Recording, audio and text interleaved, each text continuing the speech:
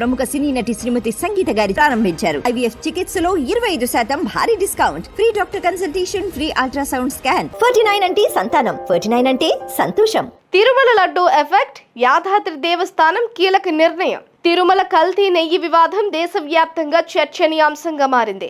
ఈ అంశంపై పార్టీలకు అతీతంగా ప్రతి ఒక్కరూ ఘాటుగా స్పందిస్తున్నారు. పవిత్రమైన లడ్డు తయారీకి ఉపయోగించే నెయ్యిలో జంతు కొవ్వు అవశేషాలు లభ్యం కావడం పట్ల ప్రతి ఒక్కరూ విస్మయం వ్యక్తం చేస్తున్నారు. ఇప్పటికే ఈ వ్యవహారంపై ఏపీ ప్రభుత్వంతో పాటు కేంద్రం కూడా సీరియస్ అయింది. టీటీడీ దేవస్థానానికి నెయ్యి సరఫరా చేసిన తమిళనాడుకు చెందిన ఏఆర్ డైరీ కంపెనీకి షోకాస్ నోటీసులు జారీ చేసింది. కల్తీ నెయ్యి వ్యవహారం దుమారం రేపడంతో తెలంగాణ తిరుపతిగా పేరు కాంచిన యాదాద్రి ఆలయ అధికారులు అప్రమత్తమయ్యారు. యాదాద్రి లక్ష్మీ నరసింహస్వామి ఆలయంలో భక్తులకు ప్రసాదంగా ఇచ్చే లడ్డు తయారీకి వినియోగించే నెయ్యిని టెస్టుల కోసం హైదరాబాద్ లోని ల్యాబ్ కు పంపించారు. ప్రస్తుతం యాదాద్రి ఆలయానికి మదర్ డైరీ నెయ్యిని సరఫరా చేస్తున్నట్లు సమాచారం.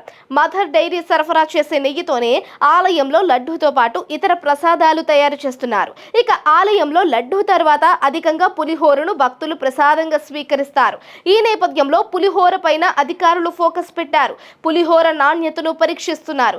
నెయ్యి పరీక్షల అనంతరం ల్యాబ్ రిపోర్టుల ఆధారంగా అధికారులు లడ్డూ తయారీపై నిర్ణయం తీసుకున్నట్లు సమాచారం. ఇక తిరుమల శ్రీవారి లడ్డూ వివాదంపై ఏపీ దేవాదాయ శాఖ మంత్రి ఆనం రామనారాయణ రెడ్డి మరొకసారి స్పందించారు. సీఎం చంద్రబాబు నాయుడు ఆదేశాలతోనే లడ్డూకు ల్యాబ్ పరీక్షలు నిర్వహించామని చెప్పారు. లడ్డూ నెయ్యిలో జంతు కొవ్వు ఉందని రిపోర్టుల ద్వారా నిర్ధారణ అయ్యిందని అన్నారు. స్వామి వారి పవిత్ర ప్రసాదమైన లడ్డూలో కల్తీ నెయ్యి వాడి గత వైసీపీ ప్రభుత్వ పాలకులు దోపిడీ చేశారని ఆయన మండిపడ్డారు. కోట్లాది మంది హిందువుల మనోభావాలను మాజీ సీఎం జగన్మోహన్ రెడ్డి దెబ్బతీశారని విరుచుకుపడ్డారు. జగన్ రెడ్డి ఒక మోసగాడని, ఒక బ్లాక్ మెయిలర్ అని మంత్రి ఆనం ఘాటు వ్యాఖ్యలు చేశారు.